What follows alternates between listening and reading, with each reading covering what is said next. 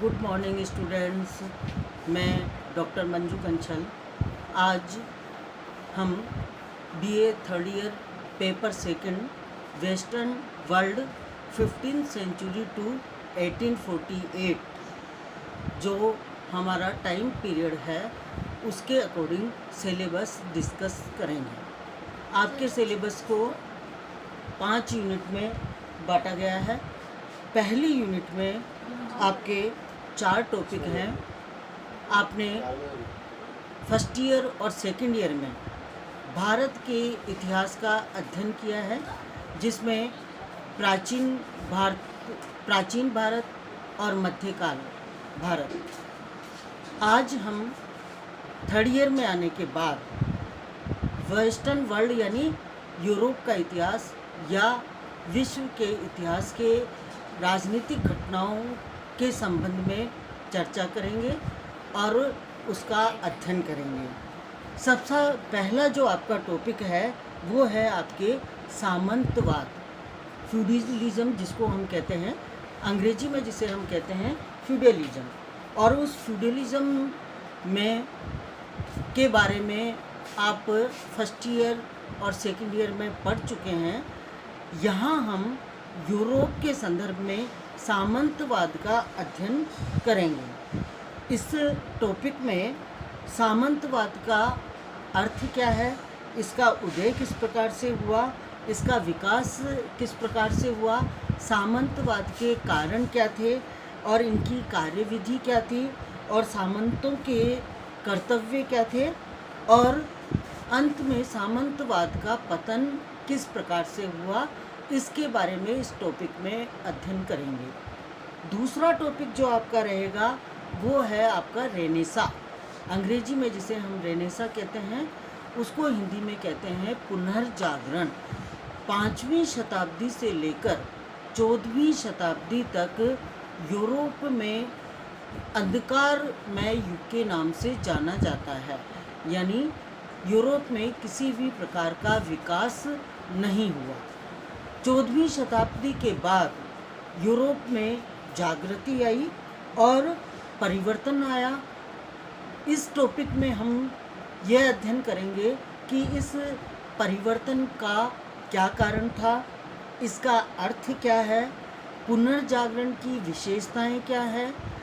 सर्वप्रथम पुनर्जागरण इटली में ही क्यों प्रारंभ हुआ और पुनर्जागरण के कारण साहित्यिक, कला, भौगोलिक खोजें, विज्ञान आदि में क्या परिवर्तन हुए, इसका अध्ययन हम दूसरे टॉपिक में करेंगे। तीसरा टॉपिक आपका रहेगा धर्म सुधार आंदोलन। आपको एक बात विशेष रूप से मैं बता दूं कि एक चैप्टर दूसरे चैप्टर से लिंक्ड है, यानी एक घटना के बारे में हम पढ़ेंगे, उस घटना के बाद दूसरी घटना स्वतः ही उसके कारण प्रारंभ हो गई, तो एक चैप्टर दूसरे चैप्टर से आपके लिंक रहेगा। जब पुनर्जागरण हो गया तो पुनर्जागरण के बाद धर्म के क्षेत्र में यानी कैथोलिक धर्म में जो बुराइयां पाई जाती थी, उन बुराइयों को परिवर्तित करने के लिए, समाप्त करने के लिए यूरोप में एक आंदोलन हुआ जिसे इतिहास में धर्म सुधार आंदोलन के नाम से जाना जाता है। इस टॉपिक में हम 16वीं शताब्दी में धर्म सुधार आंदोलन का क्या अर्थ रहा, इसके क्या कारण रहे, इसके अग्रदूत, धर्म सुधार आंदोलन को प्रारंभ करने वाले मार्टिन लूथर के अलावा कौन कौन से अग्रदूत थे और उन्होंने क्या अपने विचार प्रकट किए, उसके कारण एक नए धर्म की स्थापना हुई जिसे कि प्रोटेस्टेंट धर्म के नाम से पुकारा जाता है, और प्रतिवादात्मक धर्म सुधार आंदोलन प्रारंभ हुआ। ये सारी घटनाएं इस टॉपिक में हम पढ़ेंगे। चौथा आपका टॉपिक है फर्स्ट यूनिट का वाणिज्यवाद। वाणिज्यवाद यानी धर्म सुधार आंदोलन होने के बाद, पुनर्जागरण आने के बाद राज्यों में देशों ने अपने आप को शक्तिशाली बनाने के लिए कुछ आर्थिक रूप से परिवर्तन किए, जिसे कि वाणिज्यवाद के अंतर्गत हम पढ़ेंगे।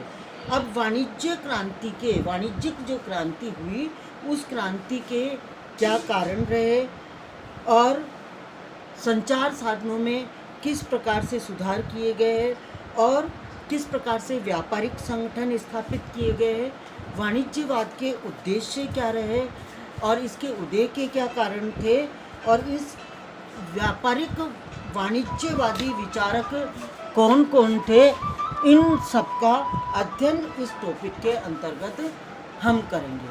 तो ये थी आपकी फर्स्ट यूनिट, जिसमें यूरोप और विश्व की विभिन्न घटनाओं का और विभिन्न परिवर्तित अध्यायों का हम अध्ययन करेंगे। इसके बाद आपका की सेकंड यूनिट प्रारंभ होती है, और सेकंड यूनिट के अंतर्गत जो टॉपिक है उसमें पहला टॉपिक है आपका उपनिवेशवाद। उपनिवेश वाणिज्यिक क्रांति के पश्चात एक नई शुरुआत यूरोपीय देशों में हुई, और उसमें पहली जो परिवर्तन हुआ, शक्तिशाली देशों के द्वारा कमज़ोर देशों पर अधिकार स्थापित करना, जिसे सरल भाषा में हम उपनिवेशवाद कहते हैं। उपनिवेशवाद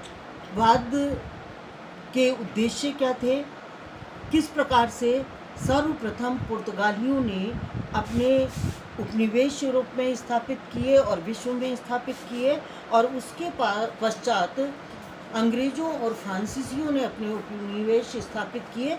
इसका अध्ययन हम इस टॉपिक में करेंगे। दूसरा टॉपिक आपका सेकंड यूनिट में रहेगा नवीन निरंकुश राजतंत्रों का उदय, यानी उपनिवेश के कारण नए राजाओं का शासन, यानी नवीन राजतंत्रों का उदय हुआ, और राजाओं ने निरंकुश सत्ता स्थापित की। अब इस निरंकुश सत्ता या निरंकुश राजतंत्र स्थापित करने के क्या कारण थे, और इसमें किसने विशेष भूमिका निभाई, और इसमें लेखकों ने और व्यापारिक वर्ग ने किस प्रकार से योगदान दिया, इन सब की जानकारी इसके अंतर्गत हम प्राप्त करेंगे। इसके पश्चात जो नवीन राजतंत्र उत्पन्न हुए, तीसरे टॉपिक में हम सेकंड यूनिट के नवीन राजतंत्र जो स्थापित हुए, उसके कारण यूरोप के शक्तिशाली देशों में नवीन वंशों का उदय हुआ, जिन्होंने वर्षों तक उस देश में शासन किया, जिसमें सर्वप्रथम है इंग्लैंड। इंग्लैंड में एक नए वंश की स्थापना हुई, जिसे कि ट्यूडर वंश के नाम से पुकारा जाता है। फ्रांस में इसी प्रकार से कपोत वंश की स्थापना हुई, और रूस में रोमनो वंश की स्थापना हुई। इन वंशों के द्वारा पूरी सत्ता शासकों के द्वारा अपने हाथ में ली गई, और निरंकुशता के साथ वर्षों तक शासन किया गया। इसका अध्ययन हम इस अध्याय में करेंगे। तो आपके सेकंड यूनिट में इस प्रकार से 3 टॉपिक विशेष रूप से अध्ययन के लिए रखे गए हैं। इसके बाद हम लेंगे थर्ड यूनिट। थर्ड यूनिट में पहला जो टॉपिक है आपके, वो है निरंकुश राजतंत्र के पश्चात। देखिए आप कि किस प्रकार से एक टॉपिक का दूसरे टॉपिक से लिंक है। निरंकुश राजतंत्र स्थापित हुए, वर्षों तक चले, लेकिन धीरे धीरे जनता ने उसमें परिवर्तन चाहा, और उसके बाद इंग्लैंड प्रथम ऐसा देश बना जिसने अपने यहाँ पर संसदीय संस्थाओं का विकास किया, और वहाँ पर 2 सदनीय संसद का विकास प्रक्रिया प्रारंभ हुई। तो पहले टॉपिक में हम पढ़ेंगे इंग्लैंड में संसदीय संस्थाओं का विकास किस प्रकार से हुआ। दूसरे टॉपिक में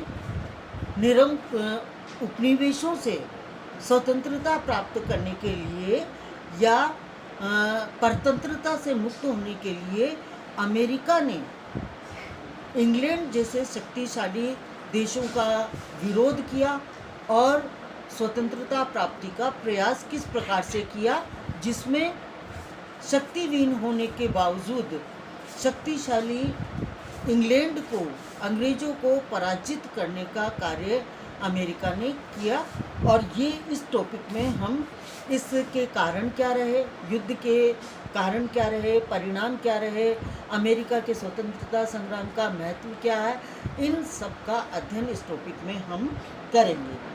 तीसरा टॉपिक इसमें रहेगा आपके थर्ड यूनिट में वैज्ञानिक और कृषि क्रांति, यानी पुनर्जागरण के पश्चात, धर्म सुधार आंदोलन के पश्चात, संसदीय संस्थाओं का विकास होने के बाद शासकों ने और देशों ने, शक्तिशाली देशों ने किस प्रकार से विज्ञान के क्षेत्र में नवीन आविष्कार किए और नवीन नवीन खोजें की, कला के क्षेत्र में, उद्योगों के क्षेत्र में, कृषि के क्षेत्र में विभिन्न खोजें और विकास कार्य प्रारंभ हुए, जिसमें विभिन्न भौगोलिक वेत्ताओं ने, वैज्ञानिकों ने और कृषि जानकारों ने अपना विशेष योगदान प्रदान किया और नवीन उपकरण विकसित किए। उन सबका अध्ययन हम वैज्ञानिक क्रांति और औद्योगिक क्रांति,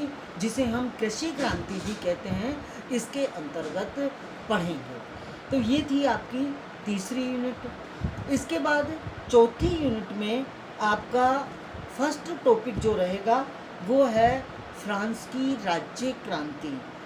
जैसा कि हम इस टॉपिक में पढ़ेंगे कि फ्रांस में लुई वंश का शासन था और लुई वंश में लुई प्रथम से लेकर लुई 14वें तक लंबी श्रृंखला शासकों की चली, जिन्होंने लंबे समय तक फ्रांस में शासन किया और उनकी व्यक्तिगत कमजोरियों के कारण जनता ने धीरे धीरे उन शासन की समाप्ति का प्रयास किया और वहाँ पर रक्तविहीन क्रांति हुई, जो कि लगभग 100 साल तक चली।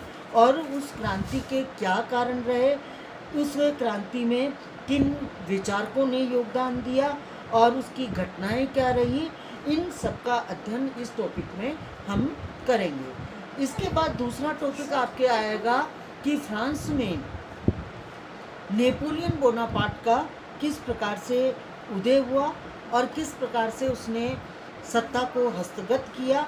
सत्ता हस्तगत करने के पश्चात उसने किस प्रकार से शिक्षा और विभिन्न क्षेत्रों में विधि संहिता के रूप में अपना योगदान प्रदान किया और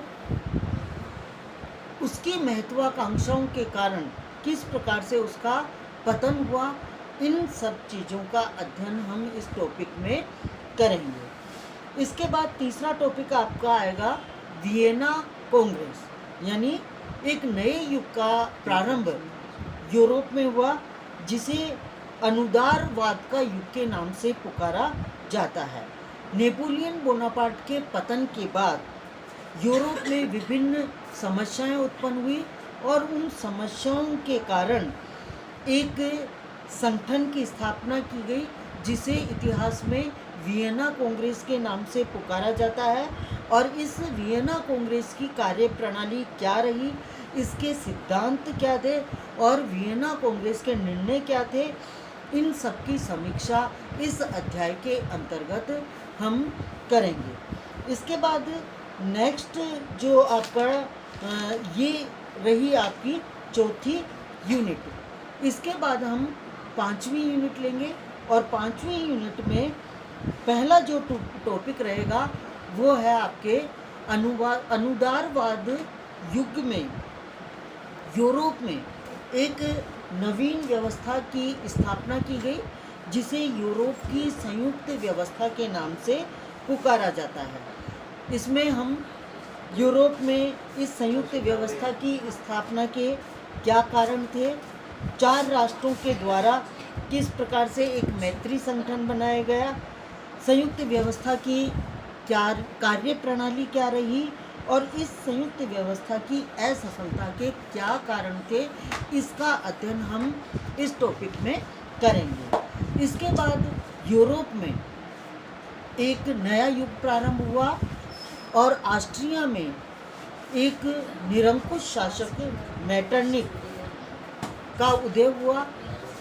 उसके बारे में हम अध्ययन करेंगे और उसका कार्यकाल रहा 1815 ईस्वी से 1848 ईस्वी तक।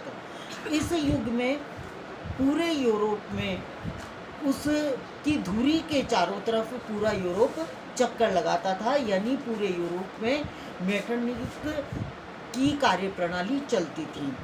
मेटरनिक की कार्यप्रणाली क्या थी, उसकी विदेश नीति क्या थी, उसकी गृह नीति क्या थी और उसके पतन के क्या कारण रहे, इसका अध्ययन हम इस टॉपिक में करेंगे।